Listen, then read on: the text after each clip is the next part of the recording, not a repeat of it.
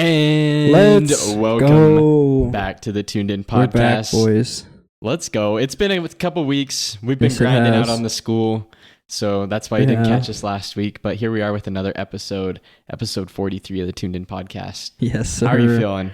Oh, man, I'm doing so good. Kind of slow with sports right now, but my fantasy football team is rolling on 1-0. So who's your first pick again? Oh, man, I think I took Breece Hall in both my leagues, actually. So how's he doing? Okay, a little underwhelming for my first round pick, but good. So, how's your team? They're okay. Yeah. My tight end, I think a lot of people's tight ends it's been rough. are not doing anything. I did get Saquon. Okay, but that's my solid. Other team was so bad, I still lost week 1. Yeah. So oh man. We're gonna try and recover from that. Dude, one of my leagues, I was down by 40 points, and then I had two guys score 25 each at the end. Dang, holy brought cow. me back. It was pretty comeback of the century, they're saying, but I don't know. That's just me. Yeah, that first couple of games of NFL were really exciting. Yeah. Like the catch at the end of the Chiefs-Ravens game where his toe was on the line by like 2 millimeters or something. That was pretty exciting. Wild. My Patriots beat the Bengals somehow. Yeah. I don't know how they managed to do that. Yeah, lots of upsets or almost upsets in college football. Yeah. Notre Dame lost. It's been a crazy... Well, I guess we're going into week 3 now of college football. It's been crazy. We're turning into a football podcast here. Guess so, that's been our sports. We do have a little bit of Jazz news today with some of the broadcast team and some changes there. Some player movement we'll talk about. And also 2K25 came out. So we're going to be talking about the Jazz ratings and how we think it's a W or L for a lot of the Jazz ratings that 2K gave out. Yes, then this episode, the main title you'll probably see is we're doing an all-time Jazz players draft. Yes, sir. We're going to try and draft as smart and as well as we can. So you'll look forward to that. Go ahead and check out our past episodes. You'll find we did a special episode with our last one talking about John Stockton's The Shot. You can find that on Spotify, Apple Podcasts, YouTube, The Works. Anywhere you find your podcasts, you'll find us there, including on Instagram. And this is episode 43 of Tuned In Jazz.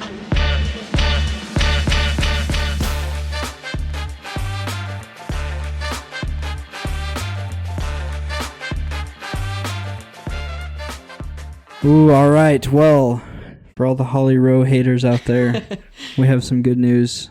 Or maybe not good news, I don't know. We have a new person joining the Utah Jazz broadcast team, Lauren Green. Mm-hmm. Let's go. I guess this is good news. Maybe. I don't know. I don't really know much about her, but... Yeah, I looked into her a little bit. She was a track athlete. Okay, let's go. And she has like a master's, at least maybe more school, in journalism. She worked on NBA Summer League reporting as well as the Mountain West Basketball Conference. Oh, okay. And so she's definitely had lots of experience with broadcasting, and it's good to get a new face, right? Yeah, that's right. She'll be on the broadcast team with Thurl and Craig Buller-Jack, and so that'll be interesting. Yeah, absolutely. I think we've already talked about Holly Rowe switching, but...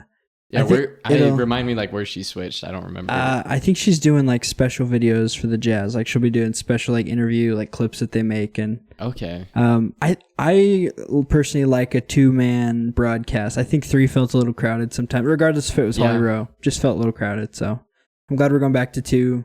Hopefully Lauren Green does good. She seems I think she'll be great at sideline reporting, and it's cool to see new face. As well, another news with broadcasting. I guess the arena, the Jazz PA announcer Dan Roberts announced that he'll be retiring after this season. Sure. And we actually just barely saw this right before we started recording, so it's like breaking news in a little bit of a way.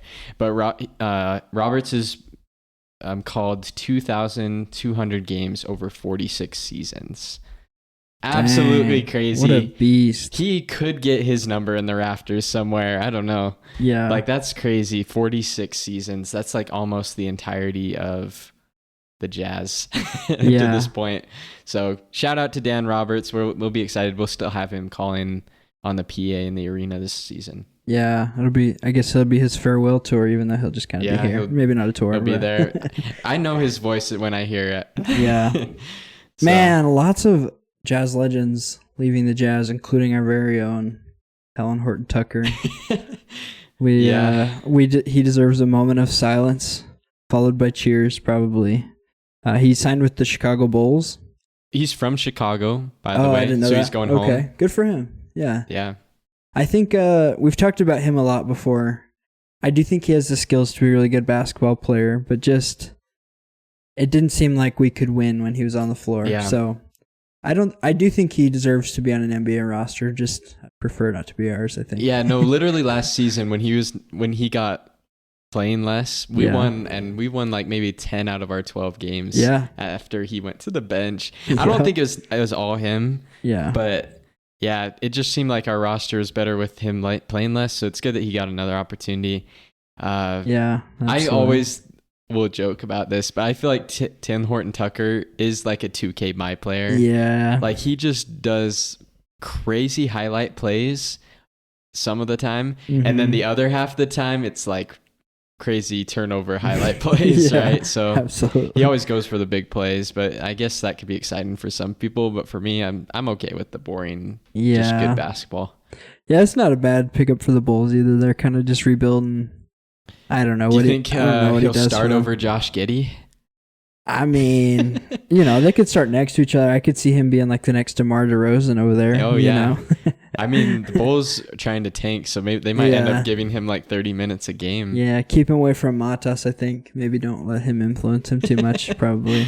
Or do. I don't really care about the Bulls, honestly. So no, we'll definitely keep our tabs on THT and how he does there. That'd be fun. Yeah. Also, Patty Mills' contract became official. He's here. Let's go. He got inked. We knew he was already going to be a player, but yeah, I already saw some clips official. of him working out. Hopefully there's some other guys working out with him because he's a true professional. I actually didn't, before I knew that he'd be on the Jazz, I actually started following him on Instagram. Oh, let's go. Because he was posting these videos like preparing for the Olympics. They're pretty cool. Oh, okay. So definitely give him a follow. He's got some cool videos and stuff on his pages. Jazz have had a lot of luck with Australian Olympic legends.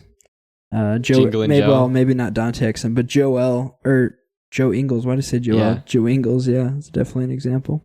Yeah, I mean, Dante Exum might be a legend over there. He's been on the team a few years now. Yeah, he's there. So, good for Patty. And then another big part of news, the 2K25 ratings came out officially because the game's out. Right, and so let's get into just some reactions. Yeah. We haven't really looked at these, to be honest, till right now. So this is our honest reactions. And take it all with a grain of salt because I don't think 2K actually watches Jazz games. No, they definitely don't. And I actually kind of feel that way from these ratings. But let's see. Maybe just overall ratings. What do you see as a W or L? Oh, man. Well, I would say this one's half W, half L. John Collins being an 80. Hopefully other NBA teams take that as trade value. And they're trying to get an 80 overall player from us because... I think he's got a 90 dunk rating. Yeah. So that's pretty solid. That seems accurate, actually. But that's a little surprise. I wouldn't say he's one of our top 3 players right now. And that puts him at number 2. So I don't know. He actually was an 81 at the end of the season, so he went down to an 80, which is interesting. That is interesting. Yeah, I think him and Colin Sexton are both 80. That puts them, we were wondering, because last episode we talked about the top 100 that didn't show Colin Sexton, but Colin Sexton must have just been out because I think 100 was 80 overall. So he must have just missed the cut there. I also think they were lazy with Colin Sexton because I'm looking at the end of 2K24. It says he was an 83. Because remember, he was going on that run. He was scoring 20 a game. Yeah, he balling out. And then they just put him back down at an 80. Maybe 2K's just hating on him. They just think that run was not one that's going to continue. Yeah. Interesting. So I don't know. I think Colin Sexton should be a little bit higher. Yeah, I could agree with that. Walker Kessler dropped 4 points to a 79, but we kind of expected that. Yeah. How do you feel with him? I don't disagree with that. I mean, he's a 79. I do think he has the potential, and we've already seen him be that 83 player, but he didn't play like that last year. So I think he deserves 79. Hopefully he has that pinned up on a chalkboard somewhere as motivation because he's much better than that. Yeah, and our biggest riser is Keontae George. Yeah. Which makes sense because he started off as a 72 and as a rookie.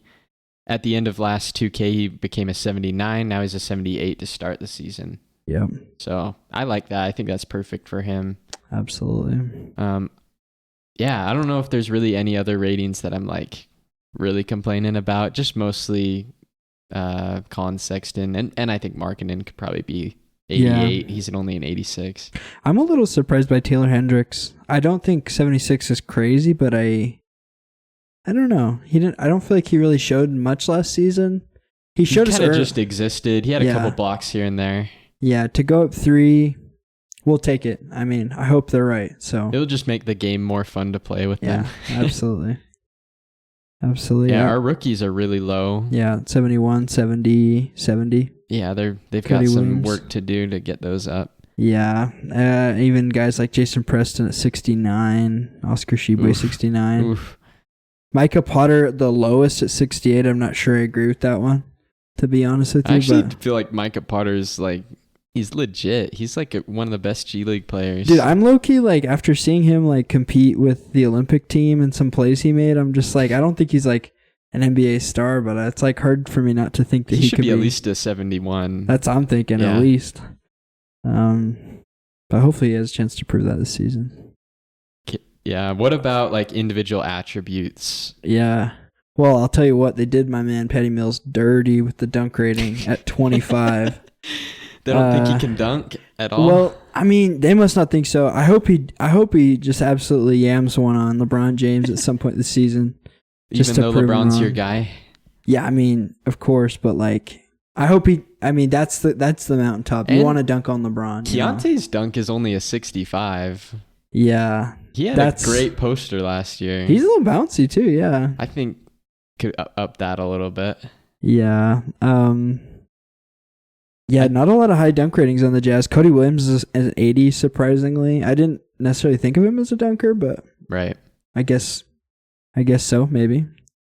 I guess Lauri Markkanen's only an 84 3-pointer. Yeah, tied for highest with Colin Sexton. He was one of the, I would say, top 10 3-point shooters last year. So if you're top 10 in the league and you've got an 84, that makes no sense. You can argue that he's probably the best 7-foot shooter in the league. Yeah, whatever all the other 7-footers, he should have at least what they have plus one. Yeah, right? Absolutely. So I don't know. I think that'd be like, 92? Yeah. That should be higher.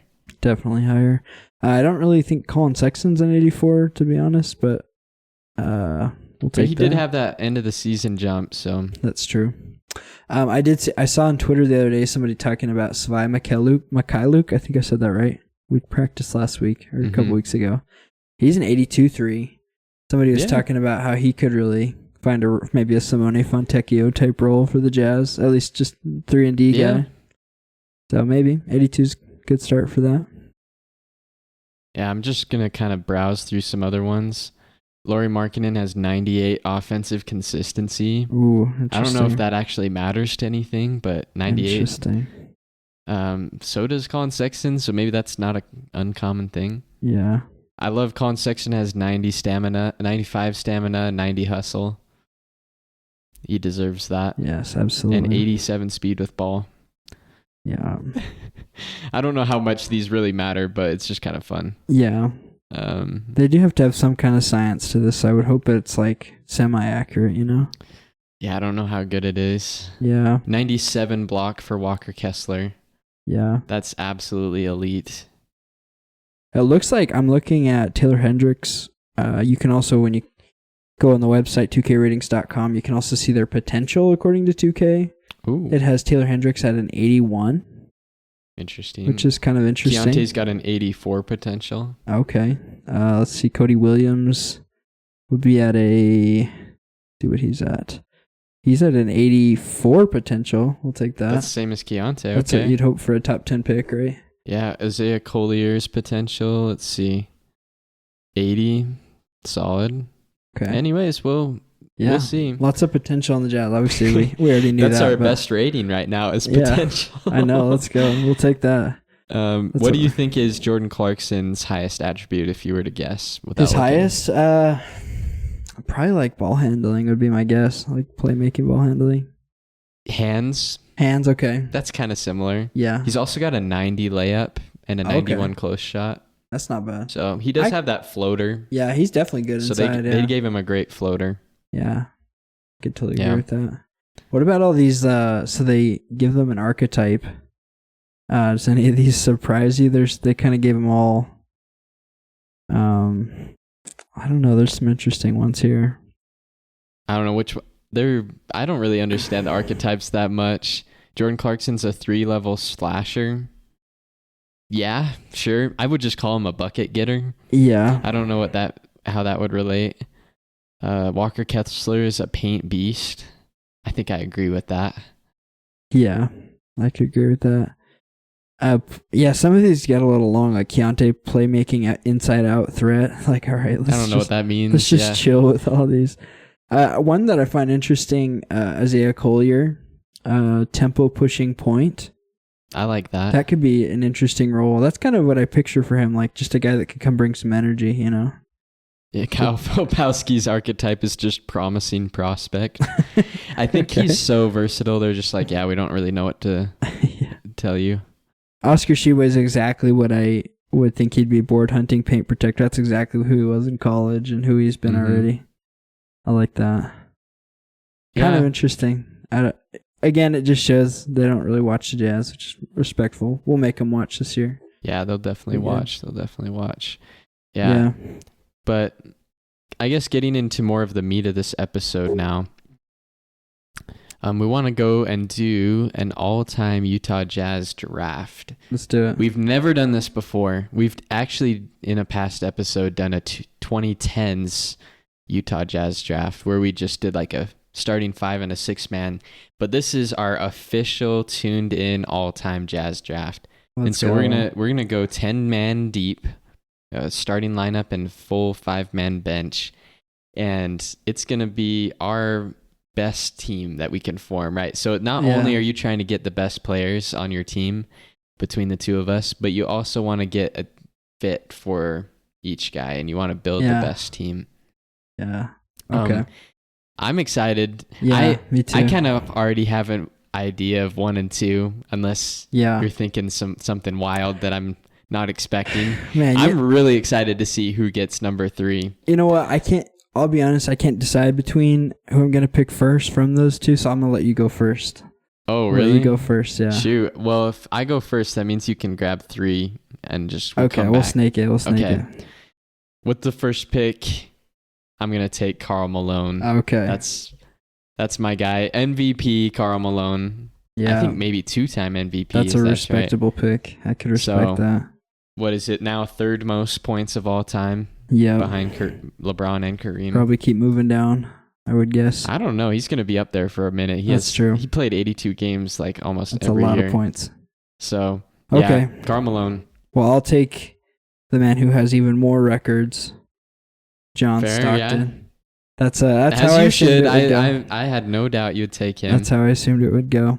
So with my 3rd pick then, I'm going to take... This gets a little tough, but I think I'm going to take Pistol Pete Maravich. Oh, dang. I think that one's a given, I think. I was debating for that 3rd pick. Yeah. Why did you pick him? Yeah, I just got to have a nice guard rotation, you know? Yeah. There's some other guards, though. So you already got Stockton. Jazz have had some great shooting guards all time. So It's true. I don't think that was a layup necessarily, maybe, but I don't know. All-time great for sure. Hall of Famer. Okay, well, I think I get 2 in a row then. Yes, right? sir. Since you took Maravich, that was going to be my guy with my 2nd pick. But fair enough. Pair him with Karl, but I guess I can't do that. I'm going to take Adrian Dantley. Okay, that was my next shooting guard off my... Yeah, he could play small forward or shooing guard because he's 6'5". Great defender. But if you're not aware, Adrian Dantley was All-NBA second team 1 year where he averaged 30 points a game. And he was a 6-time All-Star for the Jazz. Man. So I know, we didn't watch in the 80s, but he was insane. There's no way. I don't think I would let him slide anymore. No, that's a tough one. Yeah, I respect that. Okay, next pick. With the 4th, I guess it'd be the 5th pick, right? Yeah, so. Let me just grab.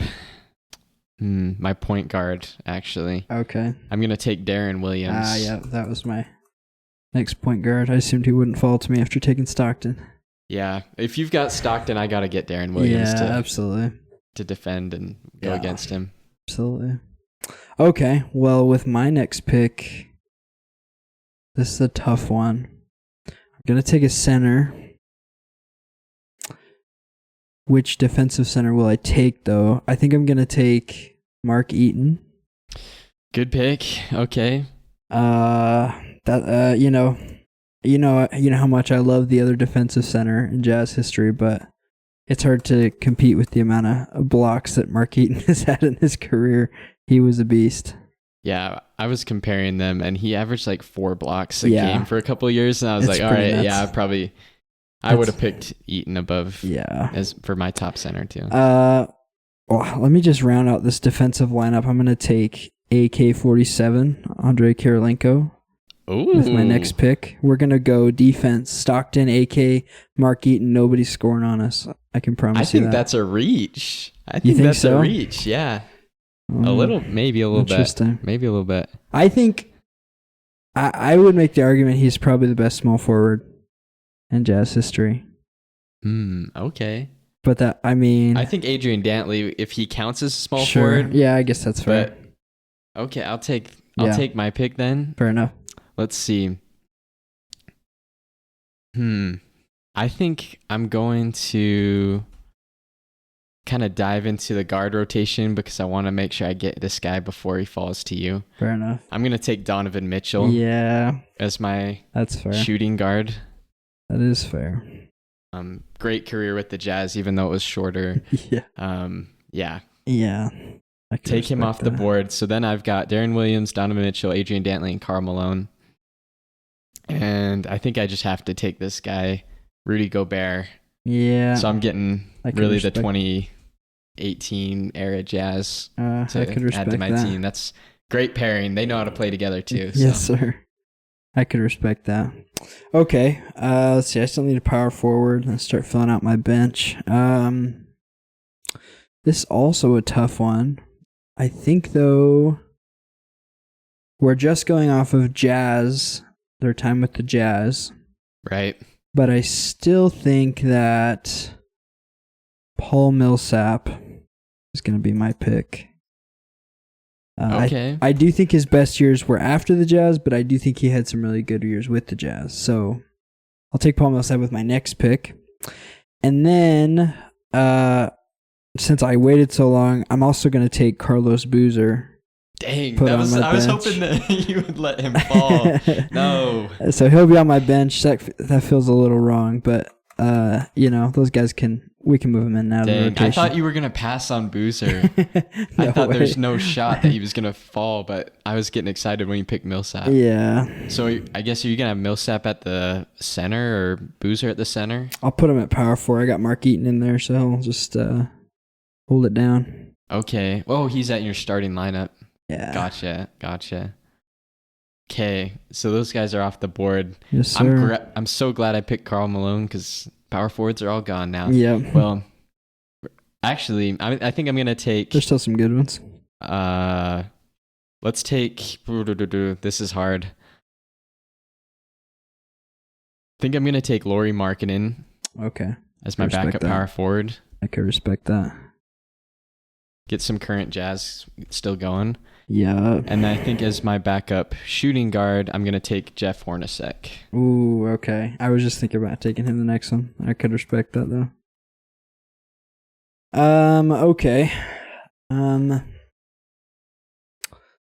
Well, let me get... I'm going to take my backup center as well. I'm going to take Mehmet Okur. One-time All-Star. Yeah, get me some spacing on the floor. Overall, just a really good, pretty decent defender for his time with the Jazz, especially. And then I think I have one more, right? Yeah, okay. And then I'll also take. Let me take the other one-time All-Star. I'm gonna take Mike Conley. Really? To fill out. I think the point guards remaining are not looking promising, so I think that might be my best backup point guard, possibly. Okay, fair. Okay. So we both got 2 more, or 4. You got 4 more. I got 2 more picks, right? I think so. Okay. I think so. I think I have 3 more picks. Oh, okay. So yeah, I'll you finish started. it off. That's right. Okay. So I think this guy fell, and I'm actually not surprised that he fell. I'm going to take Gordon Hayward. Okay, yeah. I was just looking at it. I was like, yeah, I'm surprised I haven't taken him yet. Yeah. He's my That's backup fair. 3. That fits perfectly. Another one-time All-Star for the Jazz. Yeah, there's actually one more one-time All-Star. Hasn't been picked yet. Interesting. I'm going to take him. Ricky Green. Ooh. I didn't even have him on my big board, I'll be honest. Yeah. Maybe I should have taken him last then if you didn't have him. But yeah, he was a one-time All-Star with Adrian Dantley, so we can get that chemistry going. He's an absolute beast. I'll look up his basketball reference just because I know many of us may not be familiar. Yeah, he was an All-Star one time in 1983. Ooh. And yeah, he averaged like 10 and 10 basically that year. Interesting. Pretty just solid assisting and playmaking guard for the Jazz. Yeah. So take it. Okay. It's my turn then, right? Mm-hmm. Okay. I'm going to take a guy who I would argue probably the best 3-point shooter in Jazz history. I'm going to take Kyle Korver. Oh, he wasn't on my board at all. I would say if I got to pick what version of him on the Jazz, I would take his first stint with the Jazz rather than his second one. I guess it doesn't matter. As we all would, body of work. He's balling for us. Yeah. And then I probably need another like wing to fill out my rotation here. There's a lot of guys I could take, but I think I'm gonna take, just for team morale, I'm gonna take Joe Ingles. Let's go. He's gonna be our hype guy. So probably last one off the bench, but I think he fits. He may not get very many minutes, but when you need somebody to come in and to talk some trash, you got him. And then with my last pick, I just need a center. I'm going to take Al Jefferson. Oh, okay. That's not. I was just looking at him. He's the only center I got left on the board. Yeah. Because you took Okur. So dang, there's some really interesting, before we like talk about like what our lineups were, there's some interesting guys left. Let me just read off my big board. Guys that I had that I might take. Ricky Rubio, I think would have been an okay pick. Derek Favors, I think is a big one. It's just a hard fit. With Derek Favors. Alec Burks had a great time with the Jazz. Joe Johnson I put just in case. Thurl Bailey, I'm actually surprised neither of us picked Thurl Bailey. Yeah. Derek Fisher, Ronnie Brewer, CJ Miles, Rodney Hood, and Taco Fall. That one's, I think, the biggest. I had him on my board kind of as a joke. But any other guys that were on your list that did you already say Jordan Clarkson? Oh, I didn't. That's a great one, because I was thinking when you took Kyle Korver that I would maybe have taken Jordan Clarkson there. Yeah. Dang, yeah. I don't know who would you rather have over those two, but they're probably pretty close. Man. Yeah, it's got to be pretty close. Yeah. Interesting. So let's just review our lineups to the listener. Let us know on Instagram.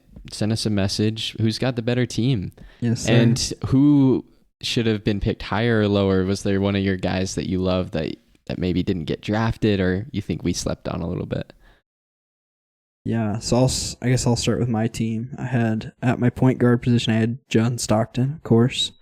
Then we got Pistol Pete Maravich, AK-47, Andre Kirilenko, Paul Millsap, Mark Eaton, and then coming off my bench, I got Carlos Boozer, Mehmet Okur, Mike Conley, Kyle Korver, and Joe Ingles.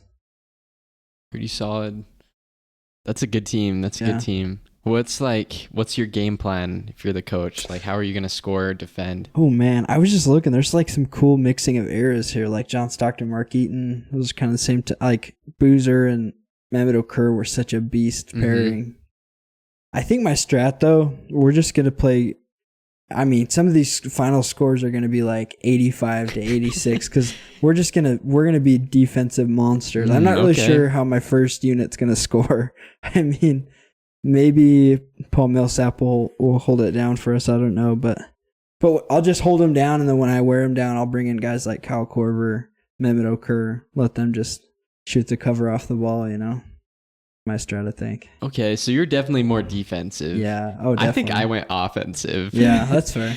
My starting lineup, I got Darren Williams and Donovan Mitchell. That's so solid. Such a great backcourt. Probably the best like playmakers and like as far as being able to creatively score bucket the ball. Getters. Yeah. Darren Williams can get you a bucket. Donovan Mitchell can get you a bucket. Absolutely. And so can Adrian Dantley at my 3. Dude. He can get you a bucket. He scored 30 a game in the 80s. Absolutely. And then the leading Jazz scorer of all time, Karl Malone, can sir. get you a bucket. That's so true. And then Rudy Gobert at center to just hold it all down.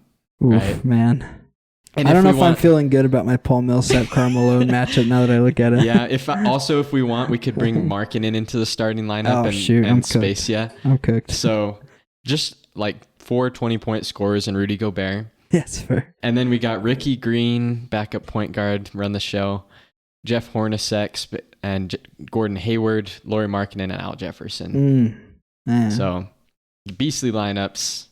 All our favorite Jazz guys there. Man, we talk all the time about like, obviously we don't have a championship here in Utah. But we do have some great history. Like, oh yeah, it's crazy to think of all the Jazz memories that have been created by this list of guys and guys we couldn't even draft. Like, we're just talking about 20 players right now, but there's probably 20 more that we could talk about. Like, it's so crazy.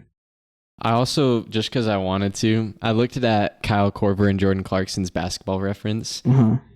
You could have got a year of Jordan Clarkson where he averaged 20 a game. Yeah. Or his 6th man of the year season, he averaged 18 a game. Yeah. And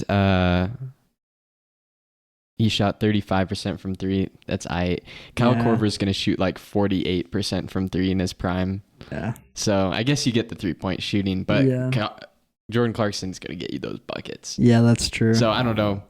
Toss up between those two. Yeah, that's so true. I don't know. Yeah. The rest of the guys, I feel like, even though we didn't draft Derek Favors or we didn't draft some of those other guys, I feel like it was kind of granted because the guys we drafted were all-stars. Yeah. Probably a little bit more proven and higher on the list, but yeah. It would be a little, if we played a game, obviously it's not ever going to happen, but if this game were played, it'd be interesting. Like, eras are just so different. Like, nobody's guarding Karl Malone down in the paint, but at the same time, like, Karl Malone's not going to guard Lauri Markkanen, even though they're on the same team. Like, it would just be so interesting to see how they mix, you know? I also just thought, we didn't draft Bojan either, did we? Oh, that's Bojan tough. Bogdanovic. I had him on my big board. Yeah. He had a year 18 a game for the Jazz, shot 38% from 3. Absolutely. So, but he did only play for the Jazz 3 years, so no longevity there. That was fun. That was really fun. I'm glad we could do that. That was definitely on our bucket list. Yeah, let us know who won, but also let us know if we missed somebody. I feel like there's probably somebody we missed, so let us know who you think we should have drafted. But we have a couple of local sports. One thing, BYU won versus SMU. Luckily, it didn't look like we were going to win. Barely. Yeah. My blood pressure was high during that game, probably. The defense showed up. Yes. SMU didn't score a touchdown.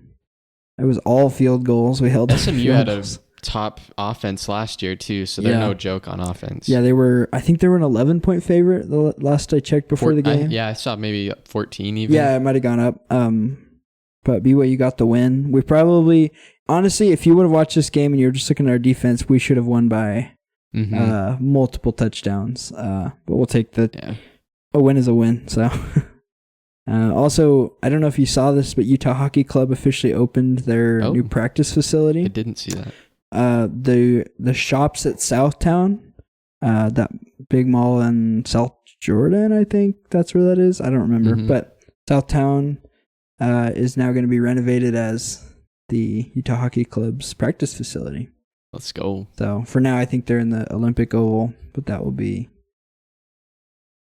just temporary, I believe. So their season's coming up soon, I believe. Don't they start within the next couple weeks? Yeah, I think they're pretty much aligned with the NBA. Yeah. They have 82 games as well, and it'll be starting around October. Yeah, September, be super October. Fun. So coming up soon. Yeah, That's we're getting exciting. so close to basketball. I think we're about like a month away till real basketball starts again. It's about time We need that back. Yeah. The Olympics were awesome. Oh, so fun. But we need the NBA back again. Oh, dude, absolutely. Even just the drama of it, like, man, you just love it. It's just fun to talk about. Yeah, and I know, like, I understand, like, the Jazz expectations for this year is kind of to tank. Yeah.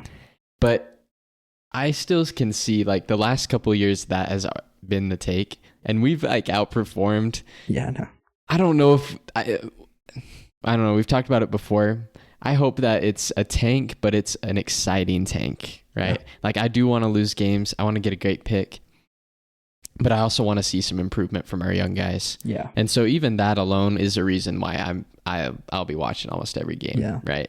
We love the Jazz, so. Yeah, I totally agree. I think that Will Hardy's not totally committed to the tank. And that's a good thing for us as the viewers, and that's exactly what you want your coach to do. He's going to put the best team on the floor, best game plan on the floor, and we're going to win some games because of it. Yeah. But hopefully we don't do that for too long, because we kind of do need something. Every year they tell Will Hardy to tank. He's like, no. Yeah. And then they trade away all his good players. Yep. Usually when it's like 10 wins too late. But yep. We do want Cooper Flagg this year, so who knows? we need one more big piece. I think Cameron Boozer. Oh yeah, that could be good. Yeah, the twins from Rutgers look really good too. I forget what their names are. Ace Bailey, yeah, and Amari Bailey or something is his brother. Maybe. But really exciting things happening. Thank you so much for listening to this. We apologize. It's been a couple weeks since we've had a normal episode. School's been a little crazy. We're just hanging on by a thread in some ways, but we're grateful for your support. Don't forget to check out our past episodes. Like we mentioned, you can find them on Spotify, Apple, YouTube. Yeah, definitely check out our last episode with John Stockton's The Shot. One of our favorite episodes that we've made. I'm going back in time to that game. Yeah, catch y'all next week. Take care. Peace.